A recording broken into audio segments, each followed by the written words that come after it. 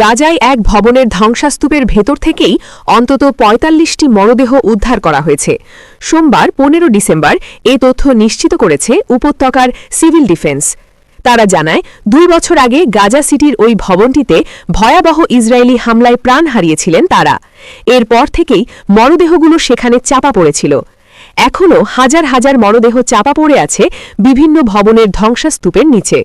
পর্যাপ্ত সরঞ্জামের অভাবে এসব দেহাবশেষ উদ্ধার করতে বেগ পেতে হচ্ছে ফিলিস্তিনি প্রশাসনকে।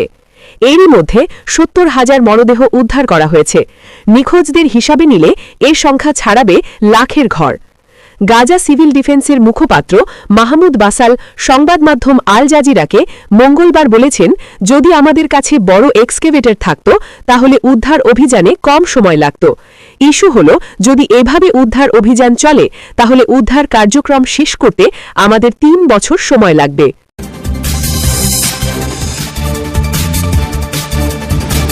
দিল্লি আগ্রা এক্সপ্রেসওয়েতে ভয়াবহ সড়ক দুর্ঘটনায় নিহত ১৩ জন, আহত ২৫। ঘন কুয়াশায় ভারতের দিল্লি আগ্রা এক্সপ্রেসওয়েতে ভয়াবহ সড়ক দুর্ঘটনা ঘটেছে। একযোগে দুর্ঘটনার কবলে ৭টি বাস ও ৩টি প্রাইভেট কার। এতে এখন পর্যন্ত ১৩ জনের মৃত্যুর খবর পাওয়া গেছে। আহত হয়েছেন অন্তত ২৫ জন। মঙ্গলবার ১৬ ডিসেম্বর ভোরে মথুরায় এই দুর্ঘটনা হয়। প্রত্যক্ষদর্শীরা জানায়, ঘন কুয়াশায় দেখতে না পাওয়ায় একাধিক যানবাহনের মধ্যে সংঘর্ষ হয়। এতে বেশ কয়েকটি গাড়িতে আগুন ধরে যায়। অনেকেই আটকা পড়েন যানবাহনগুলোর ভেতরে। পরে উদ্ধারকারী দলের সাহায্যে উদ্ধার করা হয় হতাহতদের। এর একদিন আগেই দিল্লি মুম্বাই এক্সপ্রেসওয়েতে ঘন কুয়াশায় প্রায় ২০টি যানবাহন সংঘর্ষে লিপ্ত হয়।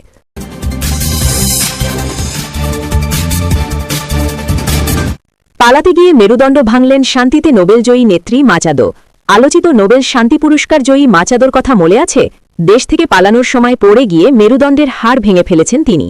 নোবেল শান্তি পুরস্কার নেওয়ার জন্য গোপনে দেশ ছাড়তে গিয়ে আহত হন সর্বশেষ শান্তিতে নোবেলজয়ী মারিয়া করিনা মাচাদো।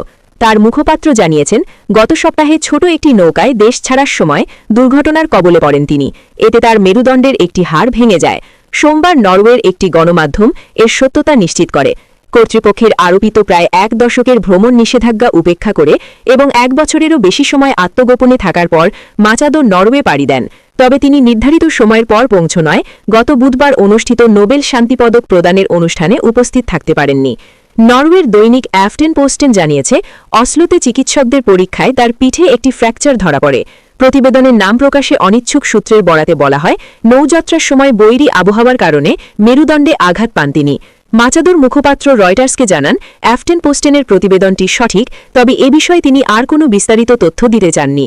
এর আগে রয়টার্সকে জানানো হয়েছিল, মাচাদো গত সপ্তাহের শুরুতে নৌকায় করে ভেনেজুয়েলা ছাড়েন এবং ক্যারিবীয় দ্বীপ কুরাসাও পৌঁছান।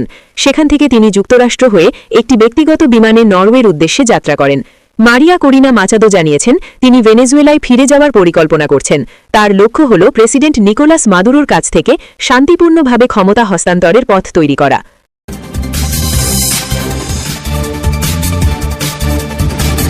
ইরানে বন্দুকধারীদের সঙ্গে সংঘর্ষে ৩ পুলিশ কর্মকর্তা সহ নিহত ৪।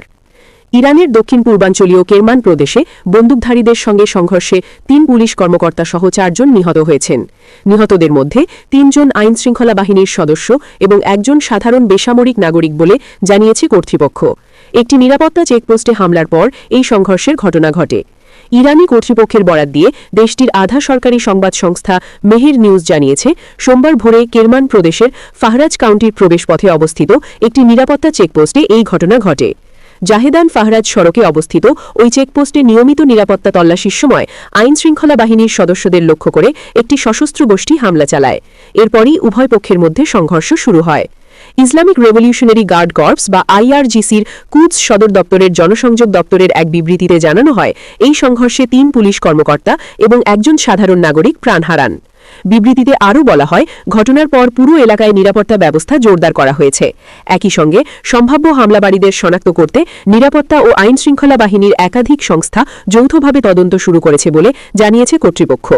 এদিকে একই দিনে ইরানের রাজধানী তেহরানে পারমাণবিক বিজ্ঞান ও প্রযুক্তিতে ৩টি নতুন সাফল্য উন্মোচন করেছে দেশটি। সোমবার সকালে তেহরান আন্তর্জাতিক প্রদর্শনী কেন্দ্রে আয়োজিত এক অনুষ্ঠানে এসব অর্জন তুলে ধরা হয়। অনুষ্ঠানে উপস্থিত ছিলেন ইরানের ভাইস প্রেসিডেন্ট মোহাম্মদ রেজা আরেফ এবং ইরানের পরমাণু শক্তি সংস্থার প্রধান মোহাম্মদ ইসলামি। দেশটির nuclear science and technology research ইনস্টিটিউটের পক্ষ থেকে চিকিৎসা ও গবেষণামূলক কাজে ব্যবহারের জন্য 3টি নতুন উদ্ভাবন উপস্থাপন করা হয়। এছাড়া একই অনুষ্ঠানে ইরানের জাতীয় পারমাণবিক নেটওয়ার্কের কার্যক্রম আনুষ্ঠানিকভাবে চালু করা হয়েছে। কর্তৃপক্ষ জানায়, এই নেটওয়ার্কের মাধ্যমে দেশ জুড়ে পারমাণবিক গবেষণা ক্ষমতা বাড়ানো এবং সংশ্লিষ্ট প্রতিষ্ঠানগুলোর মধ্যে সহযোগিতা জোরদার করার লক্ষ্য নেওয়া হয়েছে।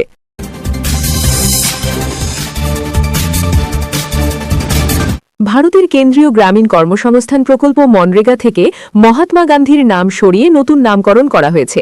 নতুন বিলের মাধ্যমে প্রকল্পের নাম হয়েছে বিকশিত ভারত গ্যারান্টি ফর রোজগার অ্যান্ড আজীবিকা মিশন গ্রামীণ, যার ইংরেজি সংক্ষেপ VBGRAMG। কেন্দ্রীয় কৃষিমন্ত্রী শিবরাজ সিং চৌহান মঙ্গলবার লোকসভায় বিল পেশ করেছেন। বিরোধী পক্ষ বিলের তীব্র সমালোচনা করেছে। কংগ্রেস নেত্রী প্রিয়াঙ্কা গান্ধী বলেন, 20 বছর ধরে চলা এই প্রকল্প দরিদ্র গ্রামীণদের জন্য অক্সিজেনের মতো গুরুত্বপূর্ণ। মহাত্মা গান্ধীর নাম মুছে ফেলা হলেও তিনি কোটি কোটি ভারতবাসীর জন্য অপরিসীম প্রতীক। শশী থারুরও এটিকে অনৈতিক হিসেবে আখ্যায়িত করেছেন এবং বলেছেন, এটি শুধু নামের পরিবর্তন নয়, গ্রামীণ উন্নয়নের দর্শনের ওপরও আঘাত। মনরেগা আইন 2005 সালে কংগ্রেস নেতৃত্বাধীন ইউপিএ সরকারের সময় গ্রামীণ মানুষের জন্য 100 দিনের কাজের নিশ্চয়তা দিয়ে প্রণয়ন করা হয়েছিল। খাল, নদী ও পুকুর খনন, রাস্তা নির্মাণ সহ গ্রামীণ সম্পদ সৃষ্টির কাজ প্রকল্পের আওতায় হতো। সাধারণ মানুষ মুখে মুখে এটিকে 100 দিনের কাজ নামে চিনতেন। নতুন বিলে কাজের দিন সংখ্যা 100 থেকে 125-এ বৃদ্ধি পেলেও চাষের মৌসুমে প্রকল্প বন্ধ রাখার বিধান এবং খরচ রাজ্যের উপর চাপানোর কারণে বিরোধীরা আপত্তি জানাচ্ছেন। প্রধানমন্ত্রী মোদী ক্ষমতায় আসার পর থেকে একে একে কংগ্রেস আমলের প্রকল্পের নাম বদল করে নতুন নামে চালু করেছেন। উদাহরণস্বরূপ জওহরলাল নেহরু আরবান রিনিউয়াল মিশনের নাম অটল বিহারী বাজপেয়ীর নামে, ইন্দিরা আবাস যোজনা ও রাজীব আবাস যোজনার নাম প্রধানমন্ত্রী আবাস যোজনা হিসেবে পরিবর্তিত হয়েছে। রাজীব গান্ধী গ্রামীণ বিদ্যুতীকরণ যোজনার নাম দীনদয়াল উপাধ্যায়ের নামে রূপান্তরিত হয়েছে। এতদিন মহাত্মা গান্ধী এই পরিবর্তনের বাইরে ছিলেন, এবার তার নামও বাদ দেওয়া হল। কংগ্রেসি নেতারা মনে করছেন, নাম পরিবর্তন কেবল প্রশাসনিক পদক্ষেপ নয়, এটি প্রকল্পের ভাবমূর্তির উপরও প্রভাব ফেলবে। কৃষিমন্ত্রী বিল পেশ করে বলেছেন, গান্ধীজির আদর্শ মেনে কাজ করা হচ্ছে এবং রামের সংযোজন বিষয়ে বিরোধীদের আপত্তি অনর্থক।